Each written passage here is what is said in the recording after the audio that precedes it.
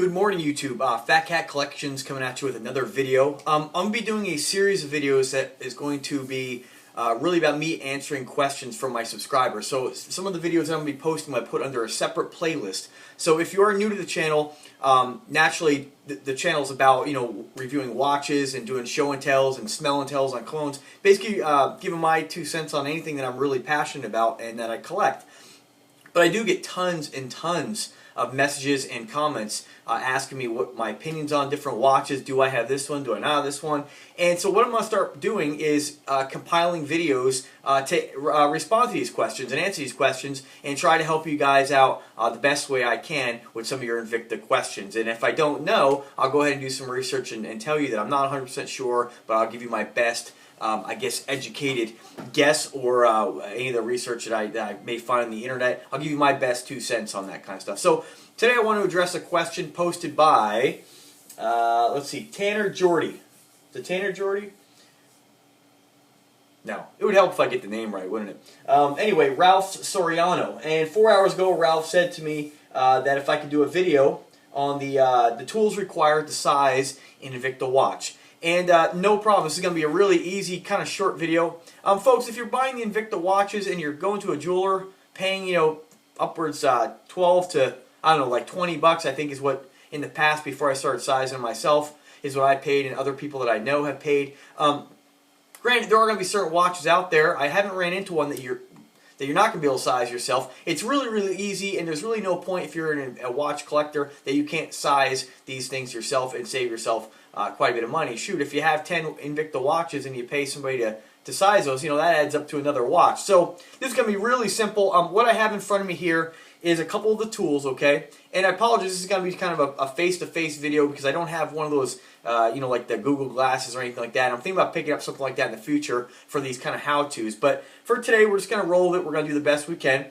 Here I have a couple links here from a Invicta Grand Arsenal watch, okay? And which also, before I forget, brings me to another point. I'm going to be putting up other videos on how to size each one of these watches specifically. So when you go ahead, you see my video, you fall in love with the watch, you go to PHATKATWatches.com, you buy it, you get it home. The worst thing you do, the one thing that really sucks if you can't size your own watch is waiting for the mailman to come or the UPS guy, running out there like a kid on Christmas morning, getting your watch, and then only to find out that maybe you can't get it sized that day. And you want to wear it, you want to wear it that day. So this is really simple. Anybody can do this. Let me show you. Again, this isn't going to be about how to size a Invicta Grand Arsenal watch. Just the tools required, okay? And again, this isn't a guarantee for every watch, but this is what I use, and it's what I've had the best luck doing. So really simple. You have a jeweler's hammer. I picked these up on eBay, dirt cheap. You can get these through my website. I'm going to post a link on there. Which ones you can get. There's tons. There's nothing really fancy about this. It's just a small jeweler's hammer.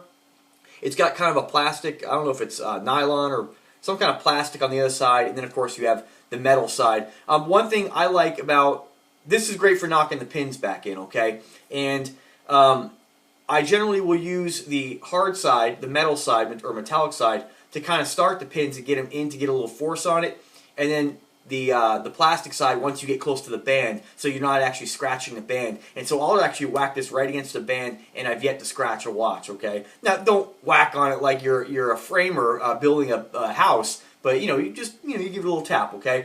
The other tool that I'm going to use is just a simple push pin remover, okay? Now, I have had in the past a type, and I don't have one anymore because I threw it away. It was a type of push pin remover where you actually set the watch, or they were plastic, and you get better ones, but you kind of clamp the watch in and you turn this I guess kind of a threaded screwdriver almost, and it slowly pushes the pin out. I found that those things first time I used it, it broke it, and they just don't have the force required to push the pins out. And also, really, most of these Invicta watches are so big, you really can't get them inside the width of that push pin remover anyway. So I wouldn't waste your money on it. These are really the only two things you need right here. Jeweler's hammer with the plastic, one end metal, one end plastic, and just a simple push pin. Now, there are different size push pins, so I'd recommend picking up a couple of these. I will say that I mainly, 90% of the time I use this one here for most of the Invicta watches. The only problem I've had with this particular one here was on the Grand Diver, some of the smaller ones, the pins are smaller, so this will not work. So what I'd recommend doing is if you're going to pick up the tools to do this, you can get a really cheap like watch sizing kit on eBay, like I mean under 20 bucks.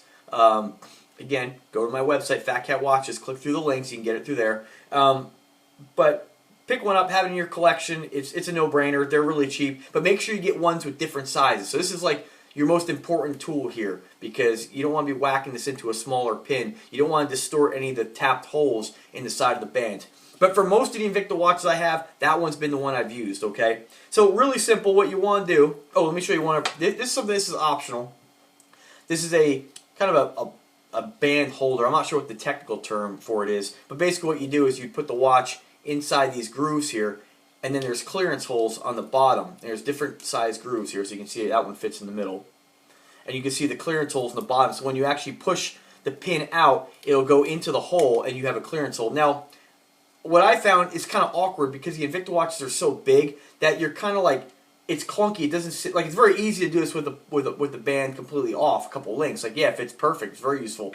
But what I found, and this may seem kind of clunky, but this is how I do it. This is how I size my friends' watches, my family's watches, my own watches. It's really easy. What I'll do is I'll put a towel on my leg, okay? And I'll basically hold the watch, because the towel kind of conforms a little bit, and it kind of hugs, you know, the large face, and you can kind of adjust it a little bit where you can kind of get it flat. And so what I'll do, first thing you want to do is look on the band, okay? And you'll see that there are arrows on all these watches. If it doesn't have one, then just, you know, go either way. But generally, they'll always have the arrows. That's where you want to push the pin out from. So if this is your arrow, okay, pointing that way, you put your push pin right inside the hole there of the pin you want to remove, and you tap in the direction of the arrow. Again, when you're putting the pin back in, you'll also want to take note of where you pull, because the pins are actually, a lot of these watches, there. Well, here, I'll give you, see if I have another tool here. I don't know if I have one to get this out, but here, I'll just kind of see if I can get this out, because this is actually going to be the wrong direction. So I'll just demonstrate real quick here. I know you can't see what I'm doing here, but let me just remove one of the pins.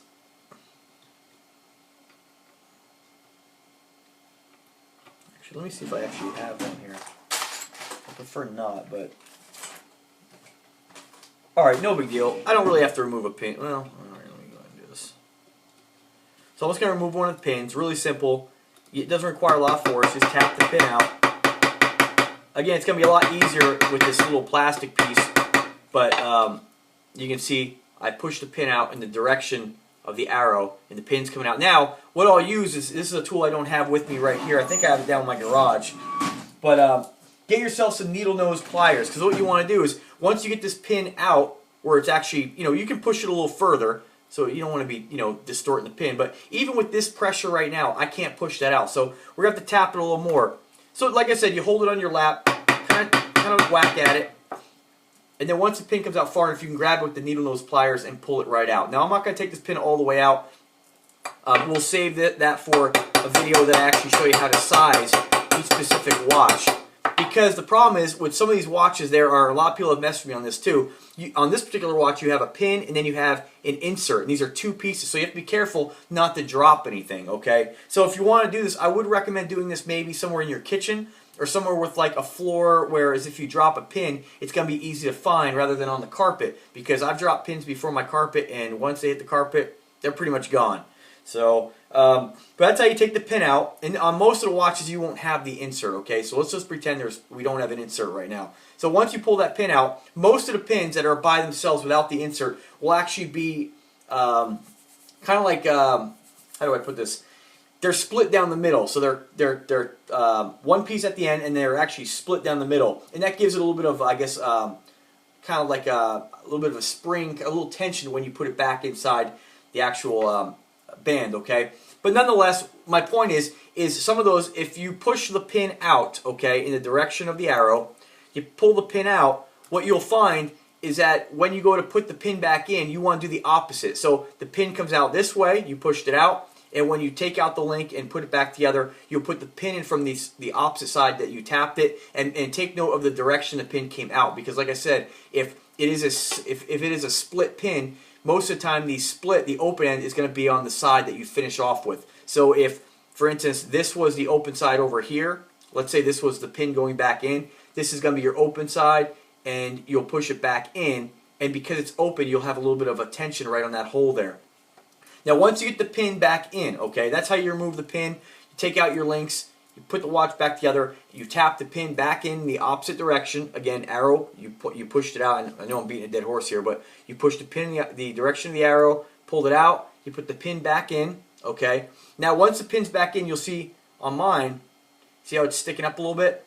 What I do is I use the hard end to get it all the way down to about that point. Then what I'll do is I will just tap it, and I can kind of do this right in the air here and just tap it with the plastic side. And you see the pin went all the way in. Then what you want to do is, you're not going to get it where it's actually recessed a little bit. You put your push pin on it, okay, and just line it up correctly. I know it's a little awkward in your lap, but if you do want to use one of these small tools, naturally it's a little bit easier. But like I said, my experience with the big face watches, it doesn't really work very well. You'll just put your pin or your push pin remover right on top of the pin you just tapped in, line it up, and just use the metal end, okay, that's what I do, and just give it just a slight tap. And what you want to do is just recess the push pin a little bit inside the band so it's not going to fall out on you and it's nice and tight. So that's pretty much it for how to size any of these watches. That's the only tools that I use. Like I said, you have the jeweler's hammer with a plastic side and a metallic side, basic. And, you know, the only reason, if this is all metal, I'd say you can use like any hammer. Just be careful. Like, you know, you could use a hammer from your garage, but it's kind of like, you know, that's really overkill. But the plastic side is nice because you're not going to scratch the watch when you're banging that pin all the way in. And you want to get it all the way flat and then recess it with your push pin remover. And that's about it. If you want to pick one of these up, fine. I mean, I never use it. It came with the kit, but you may find use for it. And then, of course, the only other thing is just some Needlenose pliers. I recommend Needlenose just because they're a little smaller. You can kind of, I don't know, they're a little more, I think they're a little easier to grab the pin. You can really use any pliers, but you get some jewelers, Needlenose pliers. If you want to get a whole kit, you might find tools in there that are more useful for you. But like I said, these are the only tools that I use to size all my Invicta watches. Needlenose pliers, jeweler's hammer, and push pin remover. If you can buy these separately and save money, I guess you could, but really they're so cheap, you might as well just get the whole kit.